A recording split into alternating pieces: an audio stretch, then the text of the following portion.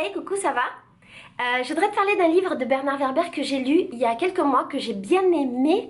Et je voudrais te dire en fait ce que j'en ai pensé, pourquoi je l'ai aimé, qu'est-ce que j'ai moins aimé, blablabla, comme on a l'habitude de faire. Ce livre de Bernard Werber que j'ai lu s'appelle La boîte de Pandore et c'est un livre qu'il a sorti il n'y a pas très longtemps. De quoi parle ce livre? C'est un livre qui parle des vies antérieures et c'est un livre qui était très attendu par les fans de Bernard Werber, j'en fais partie, parce que c'est un sujet qu'il avait plus ou moins abordé mais il n'avait jamais réellement écrit un livre sur cette problématique. Bernard Werber, c'est un écrivain qui écrit, c'est un journaliste scientifique à la base, qui écrit beaucoup de livres dans lesquels il aborde des sujets de spiritualité.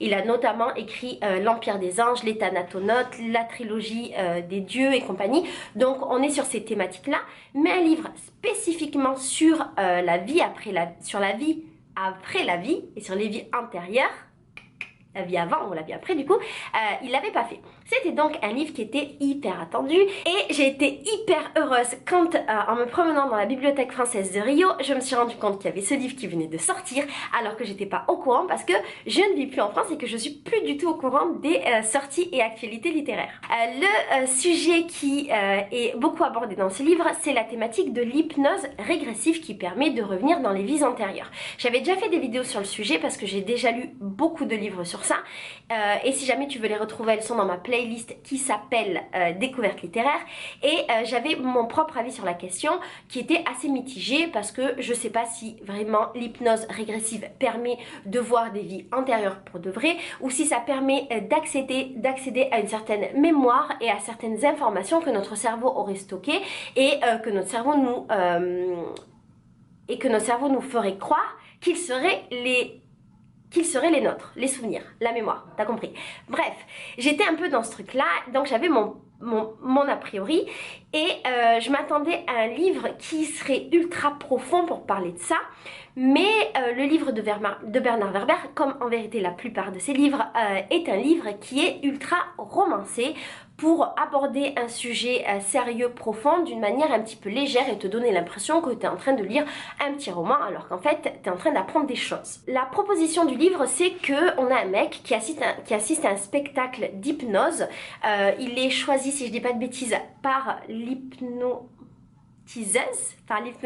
pour réaliser un exercice sur scène et en fait cet exercice va plus loin que ce qui était prévu. Il revient dans ses vies antérieures, vit une expérience et quand il ressort de ce spectacle il est complètement changé et tout ça a des conséquences sur sa vie. Comme il est prof d'histoire, il décide donc de refaire des séances d'hypnose avec cette hypnotiseuse pour remonter dans ses vies, comprendre des faits historiques et comprendre comment ça se passait avant. Voilà, ça c'est la proposition du livre. Ce que j'ai beaucoup aimé dans ce livre, c'est qu'il y a énormément de références au livre précédent de Bernard Werber, ce qui est normal parce que Bernard Werber fait toujours ça.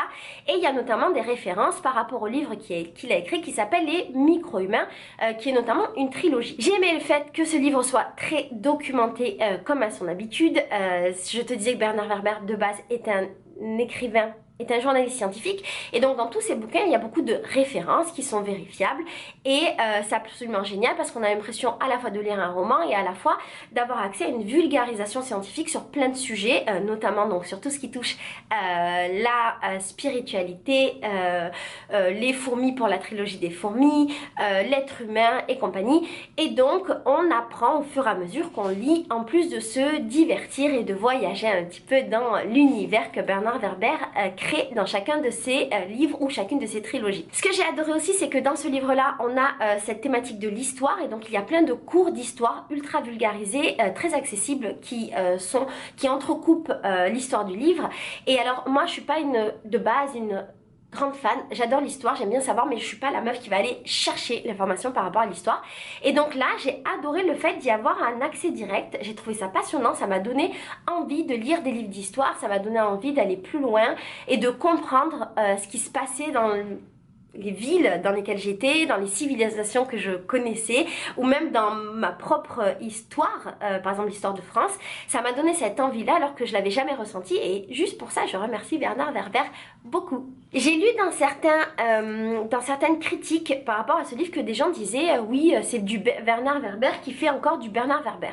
En même temps c'est du Bernard Werber et il peut faire que du que du Bernard Werber parce que c'est lui et c'est pour ça qu'on l'aime. Et alors moi ça me va très bien, j'adore quand il fait ça. J'attends pas spécialement qu'il change, peut-être qu'un jour il en aura envie, soit j'accepterai parce que je suis une grande fan.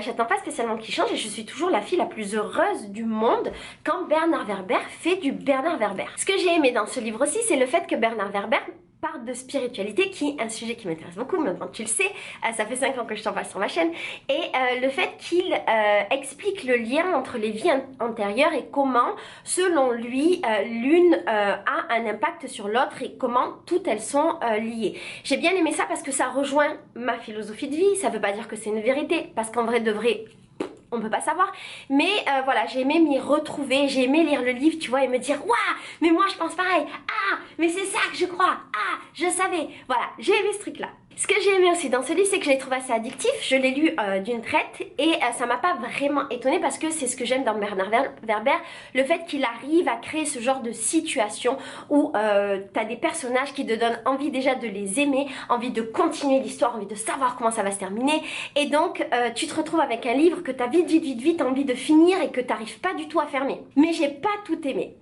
Le truc que j'ai un peu moins aimé, c'est que je m'attendais à quelque chose de plus profond. Ce livre n'était pas aussi profond que ce que je pensais, mais c'est normal. Je pense que c'est parce que moi j'ai lu énormément de livres sur le sujet, donc c'est quelque chose que je vais pas dire que je maîtrise, mais voilà, c'est quelque chose que je connais assez, et donc j'attendais peut-être à apprendre des choses. Effectivement, j'ai rien appris, c'était plus pour moi du divertissement sur un sujet que j'aime qu'un ouvrage de référence pour apprendre des trucs. En même temps, je pense que ce livre n'avait pas cette vocation et qu'il est plutôt un livre d'initiation à ce genre de sujet, et en ce sens, je trouve qu'il est vachement bien fait. La petite mini critique que je pourrais faire également, c'est que j'ai trouvé que les situations étaient un peu trop faciles dans leur déroulement et dans leur dans leur dénouement également. Alors moi j'aime pas tout ce qui est livre policier, histoire avec des gens qui meurent, des crimes, des machins, ça, les thrillers, c'est pas thriller, ça s'appelle thriller peut-être, ça m'intéresse pas du tout. Dans certains livres de Werber, parfois il y en a. Ce que j'aime, c'est le fait que ce soit assez léger et que j'ai pas besoin de me prendre la tête sur le livre quand ça parle de ça.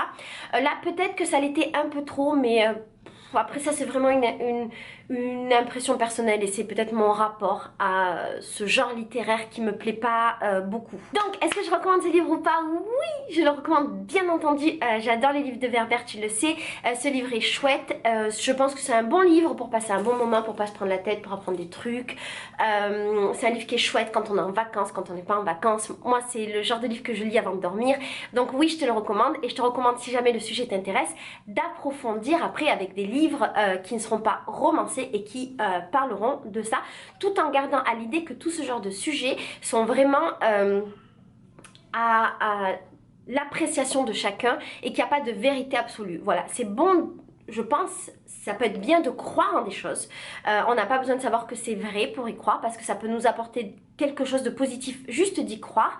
Et dans ce sens-là, ce livre est bien, et dans ce sens-là, je le recommande.